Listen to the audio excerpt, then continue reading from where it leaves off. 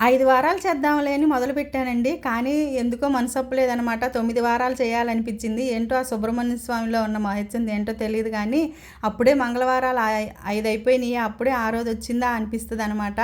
అసలు నాకు ఈ పూజ అంటే చాలా ఇష్టమండి. ఇక ఇవాళ సుబ్రహ్మణ్య స్వామికి పూజ చేసుకోవాలి కదా! అందుకే ఇంట్లో పూజంతా పూర్తి చేసుకుని, ఆ సుబ్రహ్మణ్య స్వామికైతే పాలతో అభిషేకం చేసి, నీళ్ళతో అభిషేకం చేసి, మళ్ళీ పాలు పోసి, పాలతో అయితే అభిషేకం చేసుకున్నాను అనమాట. మనం పాలతో అభిషేకం చేసినాక పసుపు కుంకుమ వేసుకుని స్వామివారికి దండం పెట్టుకుని మళ్ళీ నీళ్ళతో కడిగి స్వామివారిని చక్కగా అలంకారం చేసుకుని గంధంతో బొట్లు పెట్టుకోవాలన్నమాట. ఆ తర్వాత దీపారాజన చేసుకున్న ఒకటే గాలి అనమాట.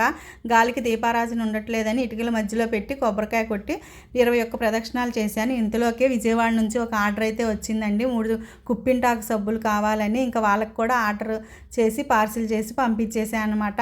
కుప్పింటాకు గురించి తెలిసిన వాళ్ళు ఎవ్వరు కూడా, దాని విలువ తెలిసిన వాళ్ళు ఎవ్వరు వదులుకోరండి. ఆ సోపుకున్న వాల్యూ ఏంటో కానీ అసలు ఆర్డర్ మీద ఆర్డర్లు వస్తున్నాయి అనమాట. అసలు నాకు చాలా సంతోషంగా ఉంది.